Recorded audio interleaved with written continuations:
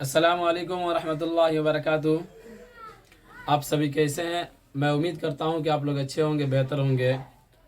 मेरे प्यारे बच्चों, जैसा कि आपको पता है कि ये रमज़ानुल मुबारक का महीना चल रहा है और इस महीने के अंदर हर वो इबादत जो इस रमज़ान के अलावा यानी इस महीने के अलावा जो की जाती है, इस महीने में अगर वो इबादत की जाती है तो अल्लाह रब्बुल इज़्ज़त 70 गुना उसका सवाब इनायत फरमाते हैं। तो जैसे कि हमने आपको पहले भी बता दिया था कि पिछले वाली वीडियो के अंदर भी हमने बताया था कि जब आदमी रोज़ा रखता है तो बहुत सारी चीज़ें ऐसी होती है जो जिसके बारे में नहीं जानता है। न जानने की वजह से क्या होता है कि हमारे रोज़े के अंदर ख़राबी लाजिम आ जाती है।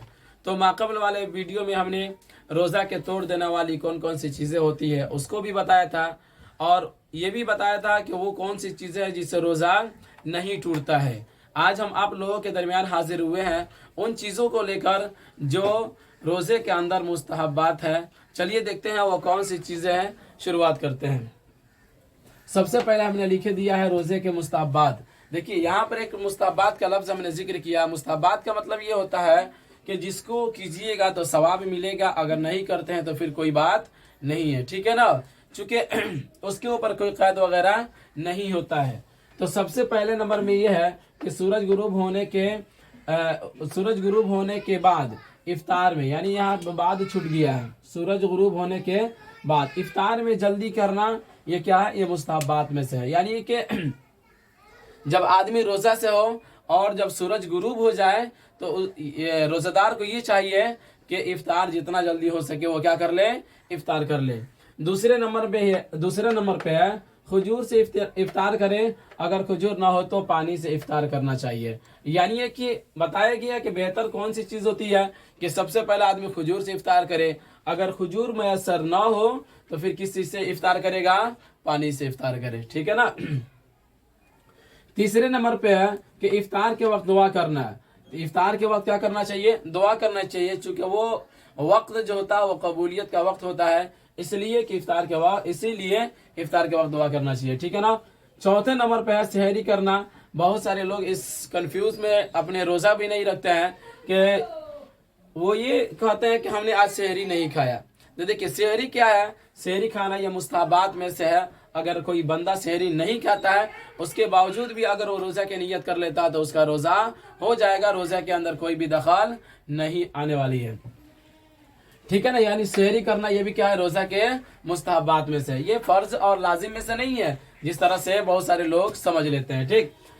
पांचवें नंबर पे है सहरी में ताखीर करना, अलबत्ता इतनी ताखीर ना करना कि सुबह सादिक हो जाने का शक हो। यानी कि सहरी जो किया जाता है सुबह सादिक से पहले सहरी किया जाता है तो सहरी करने में हमें ताखीर करना चाहिए। यानी ये कि लास्ट वक्त में सुबह सादिक के से पहले हमें सहरी से फारिग हो जाना चाहिए। तो उसी को यहाँ पे कहा कि सहरी में ताखीर करना, अलबत्ता इतनी ताखीर ना करना कि सुबह सादिक हो जाने का शक हो। सुबह सादिक से पहले क्या कर ले, यानी सुबह सादिक के करीब ही हम क्या कर ले, सहरी कर ले।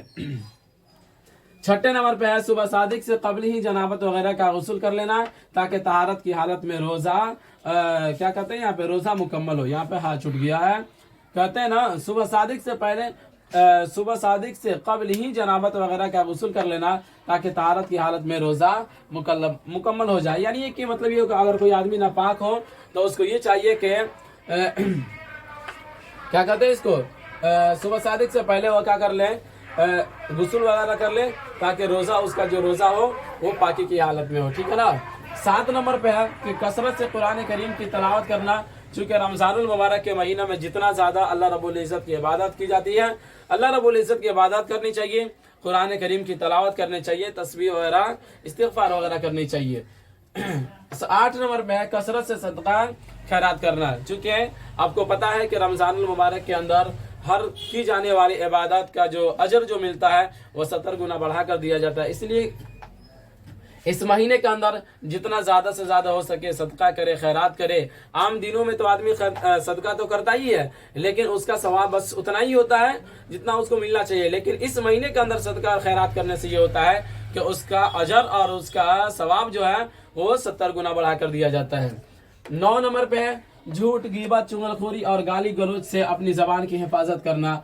इसके अंदर तो बहुत सारे लोग ये मुलविस होते हैं, ये झूठ बोलते हैं, रोजा रख लेते हैं, उसके बावजूद भी वो झूठ बोलते रहते हैं, फिर गीबत कर लेते हैं।